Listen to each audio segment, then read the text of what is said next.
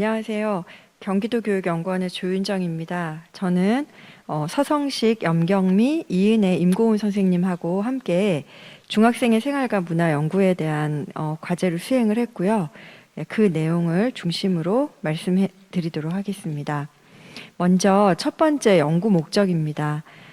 중학생들에 대해서 굉장히 우리는 조금 약간 왜곡된 그런 인식들을 많이 가지고 있는 것 같아요. 그래서 중2병 그러면 뭐 김정은이 중2들이 무서워서 못 들어온다, 남한으로 못 내려온다, 뭐 이런 얘기도 있고, 그게 물론 이제 초등학교 고학년으로 내려갔다라고는 하지만 중학생들에 대해서는 굉장히 좀 이해하기 힘든 그런 이제 집단으로 많이 받아들여지고 있고요. 그것이 또 디지털 세대와의 특징과 맞물려서 더더욱 중학생들에 대해서는 조금 이해하기 어려운 집단이다라는 생각들이 좀 많이 있는 것 같습니다. 그래서 이 연구를 통해서 중학생들이 어떻게 좀 생활하고 있고 그 아이들의 생각들은 어떤 것인지, 그리고 그 삶과 문화 속에서 어떤 문화 주제들이 나타나는지 그런 부분들을 좀 살펴보려고 했습니다. 그래서 이런 과제를 통해서 교사라든지 학부모가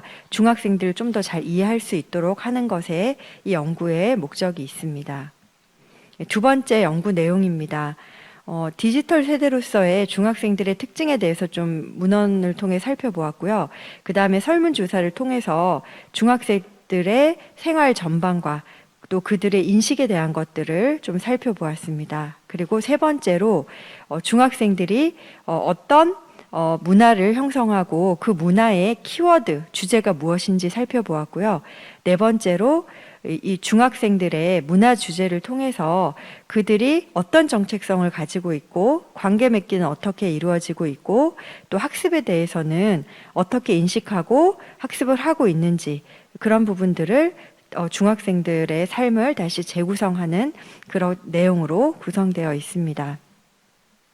네, 연구 방법으로는 문헌 연구, 그리고 FGI를 중2를 대상으로 좀 탐색적인 면담을 통해서 이 면담을 바탕으로 해서 설문조사 문항과 면담조사 문항을 구성을 했고요.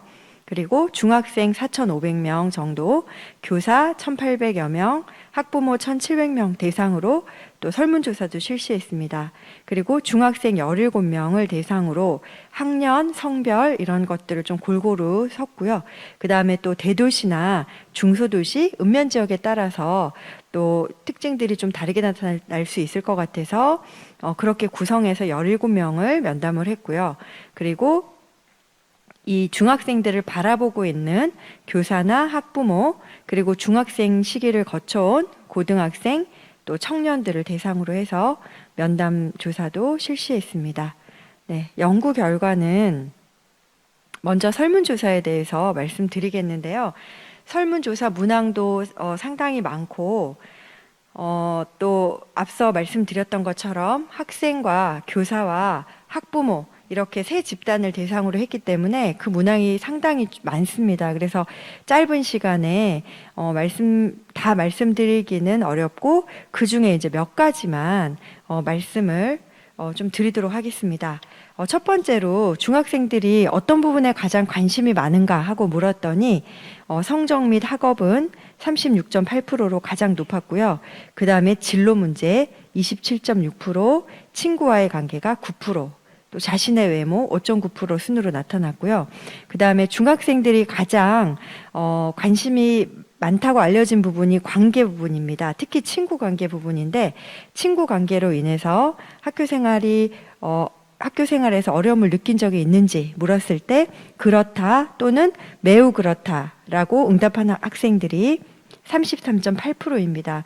그래서 그렇지 않다라는 의견보다는 조금 낮지만 33.8%면 거의 3분의 1 정도의 학생들이 친구 관계 때문에 어려움을 겪고 있다라고 얘기를 했고요. 그 다음에 친밀한 감정은 없어도 별로 친하지 않아도 학교에서 같이 다녀야 되는, 뭐 조별로 해야 되는 것도 있고 밥도 먹어야 되고 그러기 때문에 같이 다녀야 한다라고 응답한 사람들이 또 35.2%. 그리고 디지털 기기를 사용하는 목적이 가장 많은 것이 재미를 위해서입니다. 거의 50%에 해당된 학생들이 그렇게 응답을 했고, 그 다음에는 휴식을 취하려고가 30% 정도. 그래서 이 지금의 중학생들은 지금 뭐 이전 세대하고는 다르게 정말 학원도 많이 가야 되고 공부하는 시간도 길다 보니까 그 짧은 시간에 휴식과 재미를 느끼기 위해서 디지털 기기, 뭐 스마트폰이라든지 뭐 또 패드라든지 이런 것들을 많이 사용한다라고 볼 수 있을 것 같습니다. 그리고 대부분 우리가 중학생들에 대해서는 지금 아이들은 별로 공부 중요하지 않아 이렇게 많이 생각할 것이다 라고 생각을 했는데 또 반드시 그렇지만 않았고요. 공부 잘하는 아이가 부럽다 라고 대답한 아이들이 65.1%, 또 성적을 올리기 위해서 사교육을 받는 것이 도움이 된다라고 응답한 학생들이 62.5%, 그리고 학업 및 공부 문제로 스트레스를 받는다가 거의 50% 정도였고요. 또 행복한 삶을 사는데 학교 성적을 잘 받는 것이 중요하다는 응답도 57.7%로 굉장히 학습에 있어서도 이 중요하다라는 생각들을 많이 갖고 있는 것으로 나타났습니다. 그리고 일주일간 방과 후 생활 시간을 물어봤습니다. 그래서 방과 후에 생활하는 시간들을 일주일 단위로 물어봤더니 스마트폰 사용이 가장 높았습니다. 8.51시간이었고요. 반면에 독서 시간은 1.19시간입니다. 그래서 이게 코로나19라는 것을 감안한다 하더라도 어차피 독서나 스마트폰은 집 안에서 사용하는 것인데 이렇게 독서 시간과 스마트폰 사용 시간이 굉장히 많이 차이가 많이 나는 것을 알 수가 있습니다. 네, 다음으로는 면담을 통해서 질적 연구를 했던 내용입니다. 그래서 이 17명 대상으로 중학생들, 그리고 학부모, 또 교사, 또 청년, 고등학생들 대상으로 해서 면담한 내용을 가지고 문화 주제를 추출을 했고요. 그것이 크게 보면 7개고요. 이게 대조되는 그런 주제로 했기 때문에 총 14개의 주제입니다. 그래서 첫 번째가 무리짓기와 구별짓기, 두 번째가 연결과 차단, 세 번째 수동성과 주도성, 네 번째 환상과 현실, 다섯 번째 표현과 자기 감추기, 여섯 번째 똑똑함과 멍청함, 일곱 번째 수평과 수직입니다. 이렇게 문화 주제를 도출을 했고요. 각각 하나씩 살펴보면 무리짓기는 그 말 그대로 무리를 짓는, 그래서 특히 중학생들이 보면 혼자 있는 것들을 굉장히 힘들어하고, 뭐 이 인간의 특징이겠지만 항상 4명 또는 6명으로 무리를 지어서 생활을 하고 있었습니다. 그리고 그 무리에서 이루어지는 행동들이 자기 행동에 있어서 기준이 되는 그런 형태가 나타나고 있었고요. 그렇게 무리를 짓는 반면에 또 한편으로는 나와는 다른 특징을 지닌 집단과 구별을 짓고 있었습니다. 그래서 성별, 지금 이제 중학생들부터 해서 남녀 간의 그런 혐오 현상 같은 것들 굉장히 두드러지게 나타나고 있었고요. 좌우 이념에 대한 그런 부분들도 나타나고 있었고, 또 세대별로, 그래서 나이 든 뭐 여교사를 할머니라고 부른다든지, 아니면 부모나 어른들이 많이 사용하고 있는 카카오톡 같은 것으로는 가지 않고, 물론 이제 코로나 때문에 사용은 하지만 자기들만의 사용하는 뭐 페이스북 메신저라든지 이런 것들을 통해서 세대 간에도 구별을 짓고 있었고, 또 학생들 간에도 인싸라든지 관종, 일진 이런 식의 그런 집단과 구별 짓는 그런 특성들이 나타나고 있었습니다. 그래서 이런 것들을 통해서 자기의 정체성과 사회적인 위치를 확인하고 있었습니다. 그리고 두 번째가 연결과 차단이고요. 연결은 SNS 세계 속에서 이 학생들이 인맥이라는 용어를 썼어요. 그래서 이 인맥이라는 용어는 아주 깊은 친구들 간의 우정을 쌓는다거나 이런 관계는 인맥이라고 하지 않았고요. 그냥 알고 있는 사이, 그래서 자기가 뭔가 도움을 받을 수 있는 그런 것들을 인맥이라고 했는데, SNS를 통해서 이 아이들이 깊은 관계를 추구하기보다는 굉장히 얇고 넓게 그런 인맥을 축적하는 그런 좀 성향들이 나타나고 있었습니다. 그리고 이전보다는 어떤 뭐 같은 반이라고 해서 소속감을 느끼기보다는 온라인상에서의 또 그런 같은 취향이라든지 이런 것들을 통한 그런 또 관심사를 통해서 연결되고 있는 그런 성향들도 조금 나타나고 있었습니다. 그래서 끊임없이 스마트폰 같은 것들을 하면서 계속 자기가 누군가와 연결되어 있는 것들을 추구했지만, 또 한편으로는 그 과정에서 어떤 갈등이 발생하거나 지나치게 자기가 많이 드러난다, 노출이 된다라고 생각했을 때에는 차단을 통해서 관계를 끊는 것을 굉장히 많이 하고 있었고요. 어떤 교사는 이런 형태를 가지고 카톡방 하나 그냥 나오듯이 관계를 끊어버리고 뭔가 이 관계를 다시 회복하려고 하는 그런 노력들은 굉장히 부족하다. 이제 그런 얘기들을 했습니다. 네, 세 번째로는 수동성과 주도성인데요.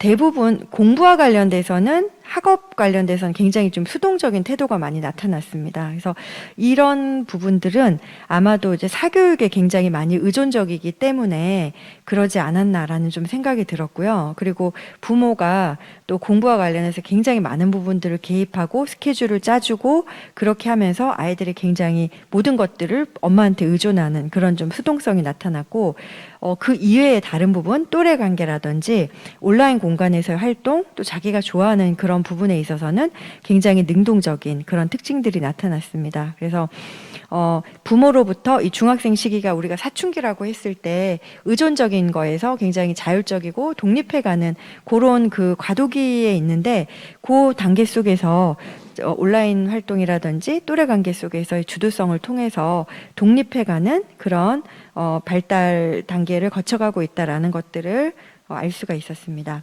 네 번째는 환상과 현실인데, 특히 이제 고등학생이 되면 조금 이제 현실적인 감각을 많이 찾게 되는데, 중학생 때는 굉장히 환상적인 그런 생각들을 많이 하고 있습니다. 그래서 아이돌이라든지 뭐 돈을 많이 버는 직업, 또 유튜버라든지 그리고 굉장히 외모가 뛰어난 사람에 대한 동경, 그리고 빨리 어른이 되고 싶어 하는, 그래서 어른들의 세계에 대한 동경과 환상 같은 것들이 많이 나타났고요. 그러면서도 여전히 그래도 나는 공부를 해야 돼, 공부하는 학생이야 라고 하는, 특히 중1 때 자유학년제나 자유학기제를 지나고 나서 이제 공부를 내가 해야 되는구나 라는 것들을 인식하면서 이제 현타라고 하는데, 현실 자각 타임을 얘네들이 느끼면서 현실 감각을 또 보여주기도 했습니다. 다섯 번째는 표현과 자기 감추기입니다. 아까 굉장히 환상적인 그런 생각들을 많이 한다라고 했는데, 그래서 그런 비현실적이고 환상, 그리고 또 허세, 또 뭐 플렉스 이런 것들을 통해 가지고 굉장히 뭐 진한 화장을 한다든지 뭐 자기 표현을 하는 거죠, 화장을 통해서. 그리고 욕도 굉장히 많이 하고 있었고요. 또 혐오, 앞서 말씀드렸던 그런 혐오 표현, 그리고 중학생들한테서도 굉장히 명품에 대한 것들을 줬고 쫓아가고 명품을 실제로 하고 있는 아이들도 많이 좀 있었습니다. 그래서 그런 것들을 통해서 굉장히 자신을 그 왜곡되게, 그리고 굉장히 있어 보이는 셀럽처럼 보이도록 하는 그런 것들이 있었던 반면에, 또 한편으로는 자기들의 또 사생활과 사적인 공간을 지키기 위해서 과거에 있었던 뭐 그런 사진 같은 것, 흑역사라고 해서 그런 것들도 지우고, 또 앞서 나왔던 것처럼 어른들과 분리된 공간 속에서 자기들의 그런 뭐 정보나 이런 것들을 공유하는 그런 특성들도 나타나고 있었습니다. 여섯 번째는 똑똑과 멍청인데, 이 용어는 이제 탭스콧이라고 하는 사람이 가장 똑똑한 세대를 디지털 세대라고 얘기했고요. 또 바우어라인이라고 하는 학자가 또 이 디지털 세대가 가장 멍청한 세대라고 얘기를 했습니다. 그래서 그 용어를 가지고 온 건데요. 이 중학생들이 굉장히 똑똑한 부분들이 많이 있습니다. 왜냐하면 정보가 굉장히 많기 때문에 자기가 관심 있는 부분에 있어서 유튜브 같은 것들을 통해서 많은 정보들을 가지고 관심 있는 분야에 대해서 깊게 공부를 하는, 그리고 뭐 학업이라든지 또 자기 진로와 관련된 데서 디지털 기기나 플랫폼을 굉장히 잘 활용하고 있었고요. 그런 면에서 똑똑했지만 또 한편으로는 굉장히 멍청한 그런 특성도 나타났는데, 이게 유튜브 같은 것들을 보다 보니까 정보가 그냥 흘러가는 대로 두면서 이 아이들이 순뇌라고 표현을, 머리가 이제 순하다라고 해서 멍청하다는 뜻인데 그런 것들을 많이 보여주고 있었고요. 또 자기가 좋아하는 것들만 편식처럼 그렇게 정보를 받아들이다 보니까 확증 편향이 심화되고, 또 가짜 뉴스를 판별하는 능력 부족하면서 또 그런 또 멍청한 모습들을 보여주고 있었던 것 같습니다. 마지막으로 수평과 수직인데요. 굉장히 이제 그 과거의 권위적인 문화라든지 수직적인 관계는 많이 해체가 되고 있고요. 이거는 학교뿐만 아니라 전 지금 사회적으로 이제 그런 흐름으로 가고 있기 때문에 교사와 학생 간에도 굉장히 좀 수평적인 관계가 형성이 되고 있었고, 학생들은 그 교사를 존중하는 그런 존경심은 거의 없었던 것 같습니다. 이런 것들을 좀 부채질했던 것은 사교육에 의존을 하다 보니까 교사의 권위가 굉장히 많이 떨어지고 있었고, 그러면서 굉장히 뭐 수평적인 그런 관계가 형성이 되고 있었고요. 반면에 학생들 간에는 굉장히 수직적인, 그래서 자기들끼리는 굉장히 수직적인 서열화된 그런 관계가 만들어지면서, 특히 일진 같은 경우에는 굉장히 뚜렷한 위계 구조가 뭐 3개, 4개 정도의 층으로 나타나면서 거의 신분제처럼 고착화되는, 그리고 그 내에서는 굉장히 권력 관계가 심화된 그런 모습들이 나타나고 있었습니다. 네. 그리고 이 앞서 말씀드렸던 문화 주제를 통해서 정체성을 살펴보면, 앞서 구별짓기와 무리짓기들을 통해 가지고 이 아이들이 자기의 정체성을 형성해 가고 있었다라는 말씀을 드렸고요. 그런데 그 정체성이 오프라인과 온라인 공간에서 우리는 보통 다르다라고 생각을 하고 있는데 크게 다르지 않았다라는 겁니다. 그리고 두 번째, 학습에 있어서는 앞서도 나왔지만 여전히 이 아이들에게 있어서 학교 성적이 중요했고 자기를 공부하는 사람으로 규정하고 있었습니다. 그리고 사교육에 참여하는 학생들은 교사보다 학원 교사를 더 신뢰했고, 학원 교사와 학교 교사에 대해서 서로 다른 잣대를 들이대면서 학원 교사를 더 신뢰하는 그런 그 양상이 나타나고 있었고요. 사교육에 참여하지 않았다 하더라도 여전히 삶의 기준은 성적 중심으로 생각하는 그런 획일성들이 나타나고 있었습니다. 그리고 마지막으로 관계에 있어서는 친구 관계가 가장 큰 관심 분야였고, 여학생들은 메신저 중심으로 SNS 관계에 좀 더 중시하고 있었고요. 남학생들은 게임 중심으로 친구들과 소통하고 있었고, 앞서 말씀드렸던 것처럼 온라인과 오프라인 세상이 뭔가 분리되는 건 아니었고요. 오프라인의 친구 관계가 그대로 온라인으로, 대부분의 아이들은 이제 그렇게 관계가 유지가 되고 있었습니다. 그리고 앞서 나왔던 것처럼 온라인으로 확대되면서 이게 연결이 굉장히 많이 촉진된 반면에, 또 한편으로는 굉장히 차단도 많이 하고 있었다 라는 것들을 말씀드릴 수 있을 것 같습니다. 네, 마지막으로 재연에 대해서 말씀드리도록 하겠습니다.